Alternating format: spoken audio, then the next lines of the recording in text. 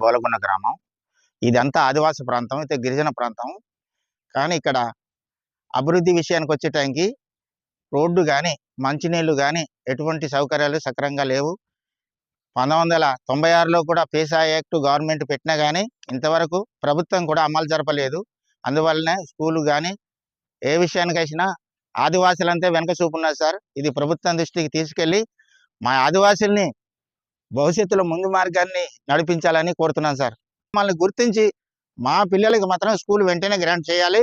మాకేదైనా అభివృద్ధి కార్యక్రమాలు కావాలనుకున్నప్పుడు పీసా కమిటీ పెట్టారు కానీ నిజంగా ఇప్పుడు 29 సంవత్సరాలు అయింది. ప్రభుత్వమే ముందుకు తెలియలేదు. ఇల్లులు కానీ బాత్రూములు కూడా సగం కట్టారు. అలా కట్టకుండా పూర్తిగా కట్టాలి సార్. ఏదైనా శాశ్వతంగా కట్టాలి. మాకు వర్షాకాలం అయితే నడిచి వెళ్ళడానికి కూడా సార్ మార్గం లేదు సార్. 2 వీలర్ వెళ్ళడానికి కూడా మార్గం లేదు సార్. మరి సీసీ రోడ్లు వేస్తేనే మాకు వాళ్ళ హాస్పిటల్కి వెళ్ళడానికి, లేకపోతే గర్భిణీ స్త్రీలు హాస్పిటల్లో డెలివరీ అవ్వడానికి అనుకూలంగా ఉంటుంది సార్. ఈ మార్గం మాత్రం వెంటనే అతి త్వరలోనే మాకు ఏర్పాటు చేయాలి.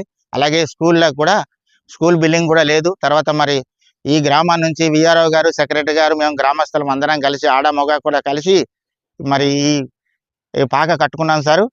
ఇది ప్రభుత్వం దృష్టికి తీసుకెళ్లి వెంటనే మాకు స్కూల్ బిల్డింగు రేపొద్దున పిల్లలకి అంతా చదువుకోవడానికి సక్రమంగా అన్ని ఏర్పాటు చేస్తారని మేము ఆశిస్తున్నాం సార్.